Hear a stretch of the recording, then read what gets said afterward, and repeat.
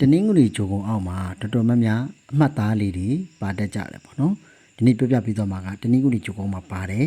အမှတ်သားအကြောင်းလေးတွေဖြစ်တယ်အဲ့တော့ကိုယ့်ရဲ့လက်မှာပုံမှန်ပြပေးထားတဲ့အတိုင်းပါမပါပေါ့နော်တက်စစ်ပြီးတော့ဒါမှန်းခဲ့လို့ရတယ်ပေါ့နော်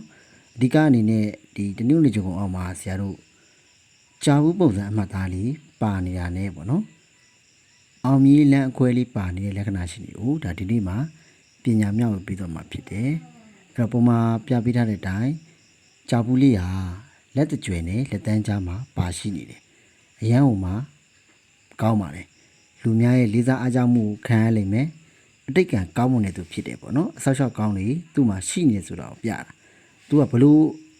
အစွမ်းတတိတွေအစွမ်းအားတွေရနိုင်လဲဆိုတော့ရှေ့ပြီးအတွေးခေါ်တွေ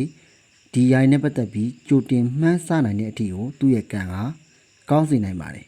ဟိုတော်တော်များများလည်းအထောက်အကူရနေတာကိုတွေ့ရတယ်ပေါ့နော်အဲ့တော့အတိတ်ကံကောင်းတယ်လူများရဲ့လေးစားအားကြောင့်မှုခံရမယ်နမေရအောင်မြင်နေတဲ့သူဖြစ်တတ်ပါတယ်ဘဝမှာအထောက်အကူတွေတော်တော်များများကိုကောင်းတဲ့ထဲမှာပါတဲ့အတွက်ကြောင့်အလူတန်းတွေလည်းဘဝမှာ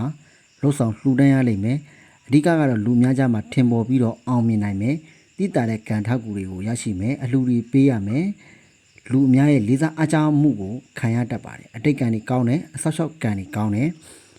အတွေးအခေါ်အယူဆတွေကသူများထက်ပိုပြီးတော့အားသာပါတယ်အဓိကတော့အောင်မြင်မှုကံကောင်းတယ်ဆိုတာကို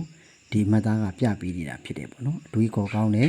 စီးပွားရေးလူမှုရေးတွေနဲ့ပတ်သက်ပြီးတော့လေသူကအရန်ဟိုမှာကောင်းမွန်တဲ့ထဲမှာပါတယ်ပေါ့နော်ဘာသာရေးတွေလည်းတော်တော်များများနားလည်သဘောပေါက်လွယ်တယ်နားလည်လိုက်စားမယ်ဆိုတဲ့သဘောတရားတွေကိုပြတယ်ပေါ့နော်အဓိကတော့လေးလာလက်စားနိုင်တဲ့အားသူ့မှာရှိတယ်တရားသူတရားမြတ်တွေလည်းဘဝမှာရရှိနိုင်တယ်ဆိုတာကိုဒီမှတ်သားကပြတယ်ငွေကြေးပိုင်းတွေလည်းစိတ်ပူစရာမလိုဘူးအားသာနေဆိုတာကိုဖော်ပြပေးနေတာဖြစ်တယ်ပေါ့နော်ဒါတကူပေါ့နောက်တဲ့ပုံတစ်ခုမှာကြတော့ဆရာစောအရှိမပြောခဲ့သလိုအောင်မင်းလမ်းကြောင်းမှာအခွဲလေးလည်းပါနေတာကိုတွေ့ရတယ်ပေါ့နော်တတိကံပုံစံမှတ်သားလို့လည်းပြောလို့ရတယ်ပေါ့နော်အဓိကတော့ဒီလိုပုံစံမျိုးပါနေပြီဆိုရင်ကိုယ့်ရဲ့ကံအနေထားတွေကအရန်ကောင်းတယ်အောင်မြင်မဲ့အနေထားတစ်ခုမှာရှိတယ်ဆိုတာကိုဖော်ပြပေးနေတာဖြစ်တယ်အိုးပိုင်အိမ်ပိုင်နဲ့ဘောမှာနေရတတ်တယ်နေစရာအတွက်မပူပါဘူးဒီအတွက်ကိုပဲသူ့ရဲ့ကံကကောင်းနေတယ်ဆိုတာကိုဖော်ပြပေးနေတာဖြစ်တယ်ပေါ့နော်ကိုယ့်ရဲ့နာမည်ကိုယ်သတင်းဒီရိုင်းနဲ့ပတ်သက်ပြီး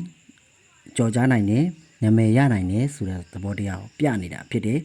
ငွေကြီးရှာဖွေတဲ့နေရာမှာလည်းအားသာတတ်တယ်ငွေလမ်းကြောင်းငွေမဲ့လမ်းကြောင်းငွေရမဲ့လမ်းကြောင်းကိုသူကမှန်းဆတွက်ဆနိုင်တဲ့အရေးရှင်ပညာပါရမီသူ့မှာပါတယ်ဆိုတာကိုပြပေးနေတာဖြစ်တယ်ပေါ့နော်ထီယိုလန်းလည်းဒီအားကောင်းနေမှာဆိုရင်ပို့ပြီးတော့တည်တာတဲ့ကံထောက်ကူတွေကိုရမယ်အဓိကတော့ရဝေးမှာအကျိုးပေးနိုင်တယ်ရဝေးနဲ့အဆက်တယ်ပေါ့နော်ဒီလိုပါတဲ့လက္ခဏာရှင်တွေကရဝေးအဆက်တယ်အတိတ်ကံကောင်းတယ်ငွေကြေးကံတွေကောင်းတယ်ဘောမှာတည်တသာနမေရအောင်မြင်နိုင်တဲ့လက္ခဏာရှင်တွေဖြစ်ပါတယ်